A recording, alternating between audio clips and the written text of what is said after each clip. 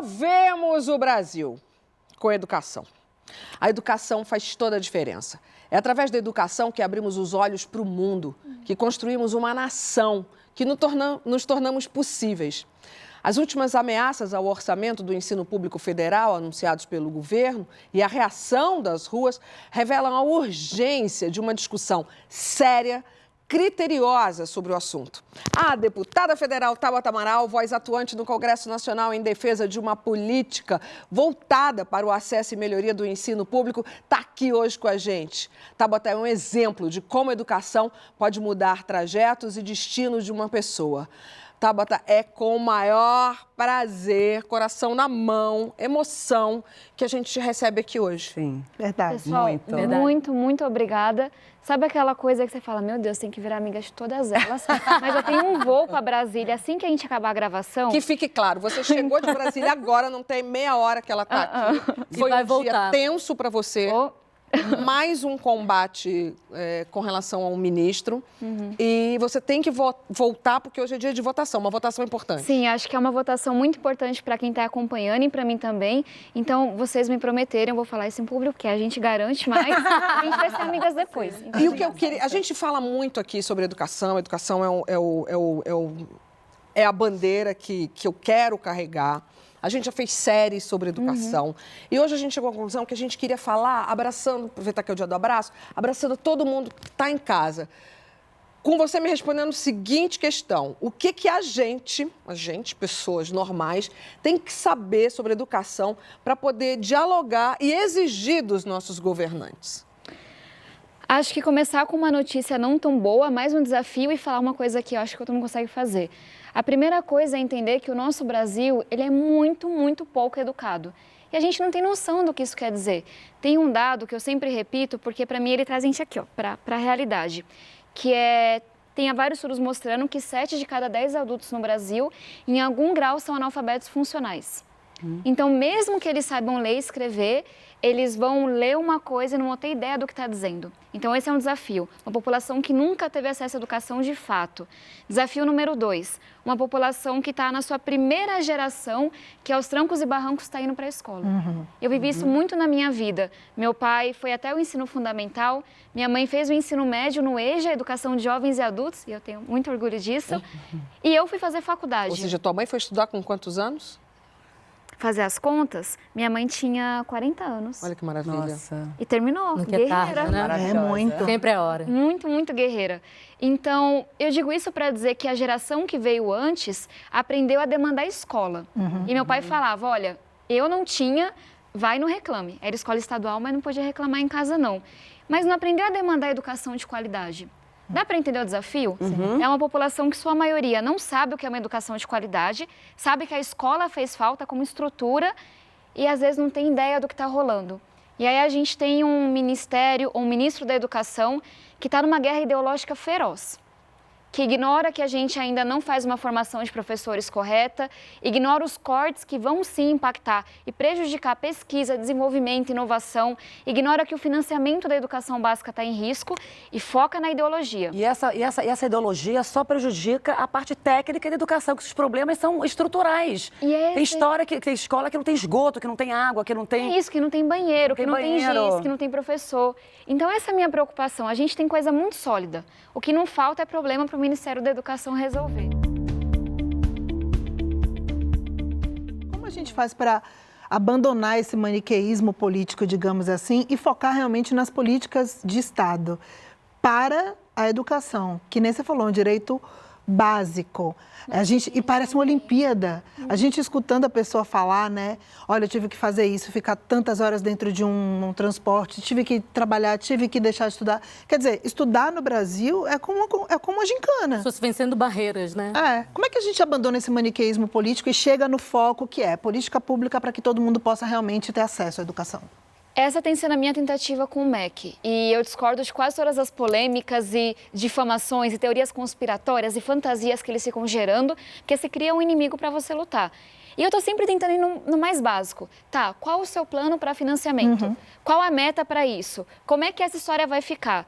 Porque o MEC não está apresentando nada. É maio, as perguntas que eu fiz ao Vélez continuam igualmente relevantes e o ministro se ocupa de uma guerra ideológica, dessa cruzada que ele escolheu.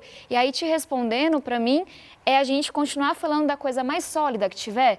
Ele vem com a fantasia, vem com a teoria, vem com não sei o que lá. Com inimigos invisíveis e você A fala... gente fala, tudo bem, mas e os meninos da periferia? E as meninas da zona rural? E as meninas que engravidam e saem do ensino médio? Os problemas reais, os meninos né? que morrem com 15 anos de idade por causa do tráfico, do crime. Dados Então, técnicos e essa é a minha estatísticos, né? tentativa. A gente também tem um compromisso muito grande de resgatar o valor do professor, que é uma das coisas que mais me entristece no meio disso tudo. Eu acho que tem um papel para essa desvalorização. Você concorda com isso, Tabata? Concordo. E falando um pouco assim do meu sonho para esses 4 anos, é a questão do financiamento, porque vem esse ano que vem, não tem nem conversa. E a segunda é a valorização dos professores. Nossa, isso é muito Hoje péssimo. ninguém mais quer ser professor saindo do ensino médio, já falta. Meu irmão terminou o ensino médio aqui em São Paulo, numa escola estadual, sem uma aula de química. E a gente mora em São Paulo, na capital. Imagina. Periferia, mas é São Paulo. Imagina. Então, concordo contigo. E aí, eu acho que simplesmente a gente não tem uma população, como eu falei, que entende ainda, que não tem como entender, nunca teve acesso. E quem teve a oportunidade de estudar não está se Eu mobilizando. vou te falar. Você sabe que Em algum momento, eu sou do tempo que eu tinha maior orgulho da minha professora de escola pública. Se E eu for queria me ser lembro. professora quando eu era criança. Eu queria ser igual à minha Eu queria professora ser fisicamente, também. o penteado da minha professora. Então, a gente respeitava o professor. Professor era um título, como Olha, doutor. Em que momento se perdeu esse respeito pelo professor? Teve uma mudança muito grande nas últimas décadas da educação, porque a escola pública era muito para a elite. E meu pai falava isso, olha... Sim, eu quem estudei ia pra escola estadual. pública Eu estudei era escola a pessoa estadual. que tinha dinheiro.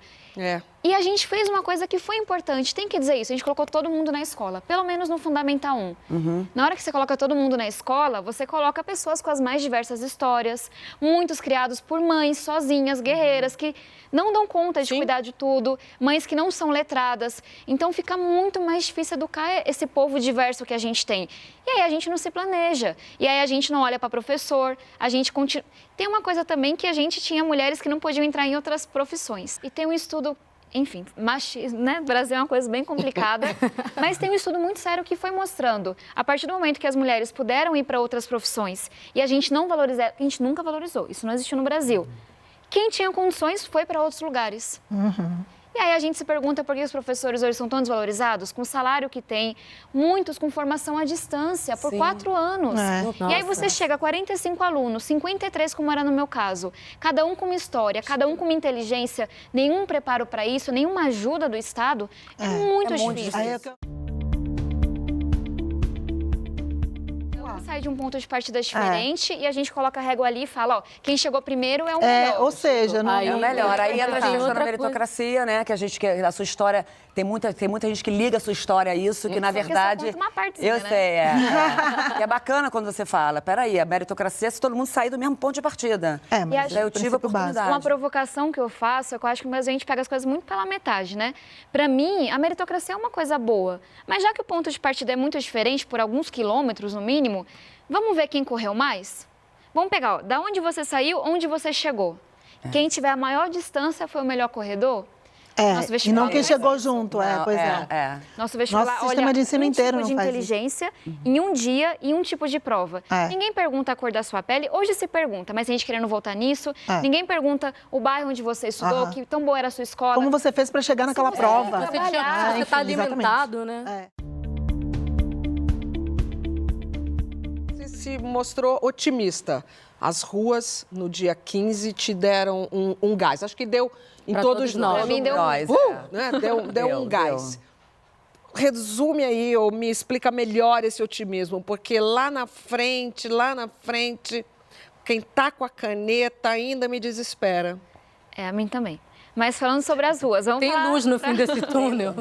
O Brasil está muito dividido desde 2013. E para quem gosta da política, o maior risco à nossa democracia hoje não é um presidente autoritário, é a polarização. Eu também acho, concordo. Esse é o maior risco que a gente tem que evitar.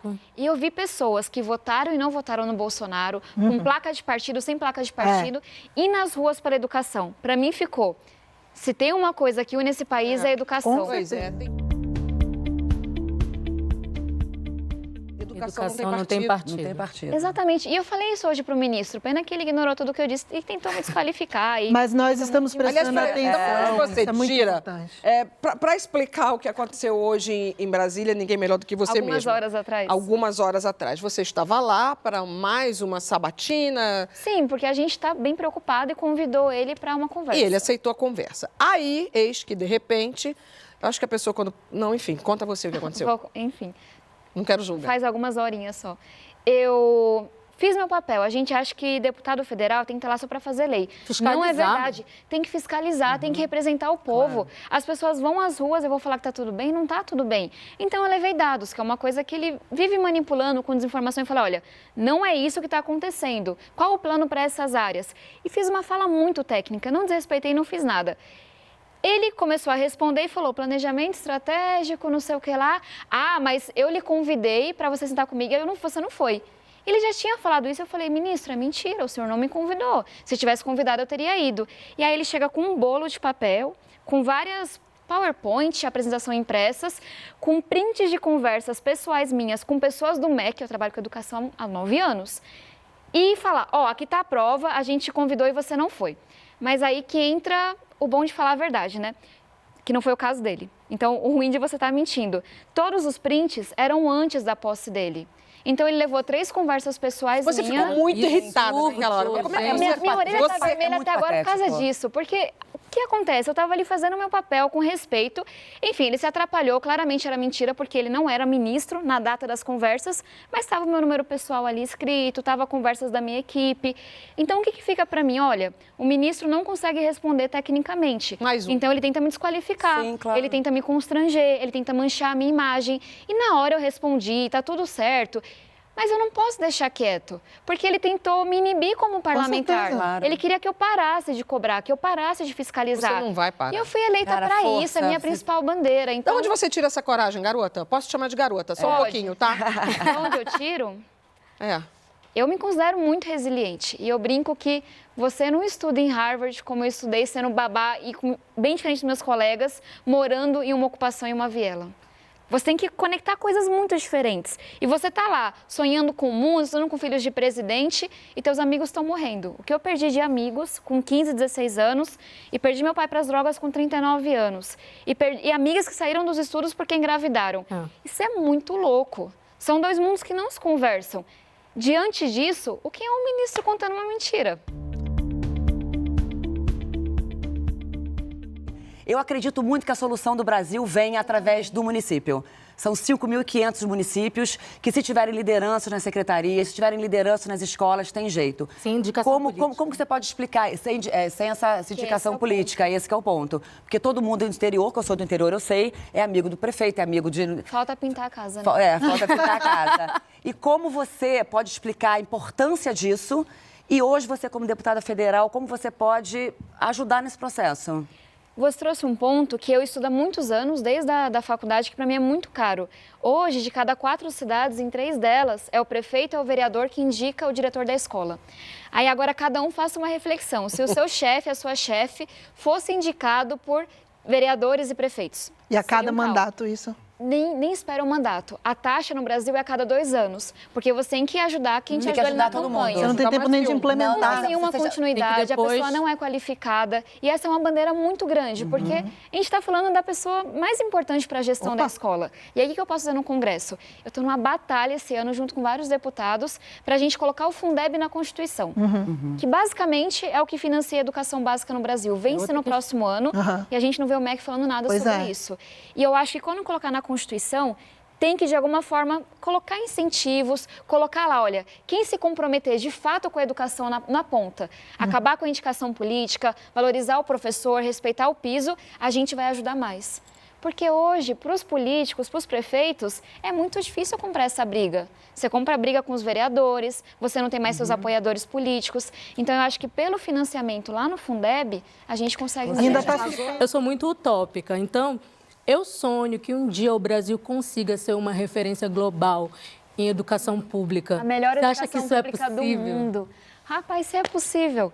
Esse é o seu sonho. Esse é o meu sonho de vida. A gente tem cidades no interior de Pernambuco, Ceará, Fortaleza, Piauí, Sobral, Brejo Santo, Moju, no interior do muito Pará, exemplo bom, também. Pernambuco no ensino médio, que tem uma educação acima da OCDE, países Sim. desenvolvidos, ricos. Se dá certo no interior do Nordeste, em várias cidades, como que não vai Por dar que certo que no deu Sudeste? certo em algumas dessas cidades? O que elas têm em comum? Você já começou... Primeiro passo, Município, amor. tirou a indicação política para diretor. Segundo passo, valorização de professores, formação continuada. Pegaram professores que eram analfabetos funcionais, que não tinham feito ensino médio, que a gente tem muito no Brasil, treinaram. Então, valorizaram o salário. essa pergunta da Astrid, você é uma líder. Então, eu acho que essa resposta também entra o seguinte, na importância de um líder, de uma liderança numa escola, Porque de uma na hora liderança como que secretário. tira a indicação política, coloca uma pessoa que tem a Tá educação interessada na em veia. educação. Sim, e liderança. Completando. E não lembro quem de vocês falou, mas eu sempre falo que não existe isso de nova e velha política. Eu acho que o presidente usa de uma forma péssima. Mas tem a má e a boa política. A má política é muito ruim para a educação. Eu estou hoje na política porque foram uns 8 anos de ativismo, como professora, trabalhando, etc. E sempre tinha um prefeito para desfazer. Sempre tinha um vereador que bloqueava. Sempre não era do interesse político. Então, se a gente só vai falando, isso aqui não me representa, é ruim, vai ser sempre assim. É Sempre verdade. para lá, né? Esbarra Tá sempre a lá. culpa né? tá lá. Então, a solução vai vir Tem de uma lá frase também. antiga do Darcy Ribeiro que ele fala, diz que a crise de educação do Brasil não é uma crise, É um projeto. é um projeto. E parece que é. Uma escola de verdade tem que ter conteúdo, né? Tem que saber alfabetizar, matemática, fração é importante, porcentagem, essas coisas. E o que mais? Tem que ter uma oficina de sonho, uma aula de projetos de vida, alguma coisa Criatividade, assim. né? Tem que ensinar a gente a sonhar mesmo, porque o que eu vejo, eu trabalho muito com escola, e pequenininhos têm sonhos assim gigantescos. Chega na transição para o médio, não tem mais sonho. Eu pergunto, quem aqui tem um sonho?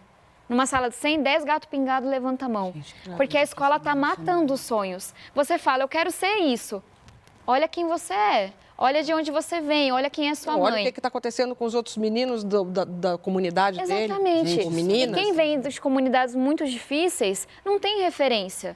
E às vezes o pai e a mãe não sabem o que você pode ser astronauta, Claro. cientista. Claro. Então, se não é a escola que apresenta profissões, que te ensina a sonhar, que te, sabe, pensa sobre isso, é para ti também, onde mais vai ser? A gente falou aqui, mas a gente quer saber a sua opinião. Comenta e compartilha aqui embaixo para entrar na conversa com a gente. Curta e compartilha para chamar mais gente para participar. E toda semana tem um vídeo novo, então se inscreve, ativa a notificação que a gente avisa quando os próximos estiverem no ar.